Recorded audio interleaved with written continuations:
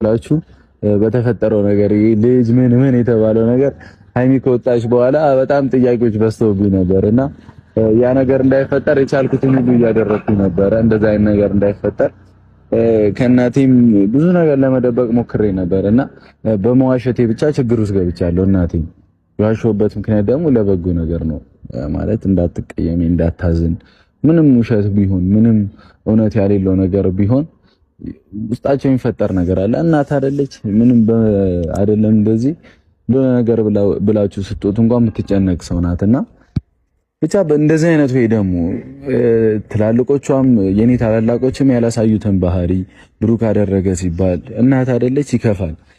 ታቀኛለች ደግሞ 100% ተማመንበታለሁ እያለች ነበር፣ ግን ጥርጣሬ ፈጥሮባት ጭቅጭቅ ውስጥ እየገባው ነበርና በዛም በኩል ጋሽዬንም እያስጨነኩ ነበር ምናምን አይሆንስ ተገብቷል።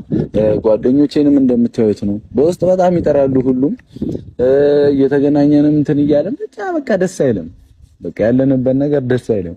እኔ በእውነት እንደዚህ በቃ ወደ እናንተ ለመድረስ በእንደዚህ አይነት መንገድ እኔ አልፈልግም። እኔ ሁልጊዜ በፕራንክ በመጣ ሙዴ ነው። በቃ ሁሉ ቀን ፕራንክ ባደርግ ይሻለኛል ይሆናል አይደለ? ብቻ እናንተ እንዳትከፉ ቀን በቀን መምጣቱ ያዋጣኝ ነበር፣ ደስ ይለኝ ነበረ።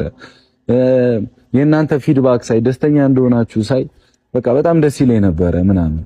ግን ደግሞ አሁን ላይ ደግሞ በተፈጠሩት ነገሮች እኔም ጤናዬን እያጣው ነው፣ ሃይሚንም አጥቻለሁኝ ምናምን ብዙ ነገር አጣሁኝ። ገብቷችኋል? በመሃል ቀረው ማለት ነው። በቃ ታመሜ ምን ብዬ ብዙ ነገር አጣሁ። ብቻ ሃይሚ ስትመጣ ሁሉንም ነገር ዛሬ እማሳያችሁ ይሆናል።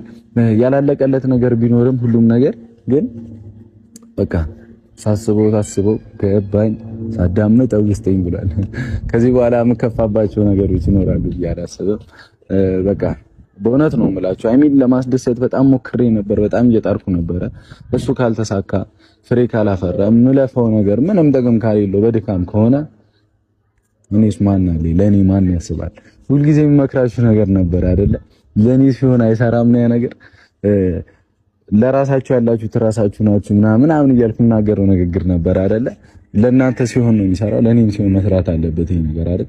ለሰው ስንመክር ልክ ለኛ ሲሆን ደግሞ ትክክል የሚሆንበት ምክንያት መኖር አይገባም አይደል? ምክሮቹንም ለሰው መክረውም ነገር ለራሴ ላይ መስራት አለበት። የፈለገ ወደድኳት ሃይሚን ሰውነን እንጣላለን፣ ልክ ነች በቃ ይሄንን ማመን አለብኝ በእውነት እንዴ። በቃ እንለያየን፣ እኛ ሌላ ፍጡር አይደለንም። እኛም እኮ ሰው ነን፣ ማንለያይበት ምክንያት የለም።